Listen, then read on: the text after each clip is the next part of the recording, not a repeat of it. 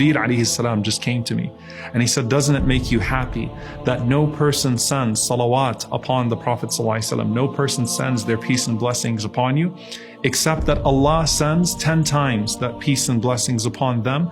Jibreel alayhi salam says, إِلَا صَلَّيْتُ عَلَيْهِ عَشْرًا, and Jibreel alayhi salam responds to each one of us as well with salah and salam, and Allah subhanahu wa ta'ala grants you 10 good deeds, and Allah subhanahu wa ta'ala forgives 10 of your sins, and Allah subhanahu wa ta'ala raises you by 10 stations, by 10 darajat. And that's just scratching the surface on all of the narrations about salawat on the Prophet ﷺ and how they involve the angels. The Prophet ﷺ said there are angels that roam the earth looking for people that send salawat on him ﷺ and conveying that to him ﷺ.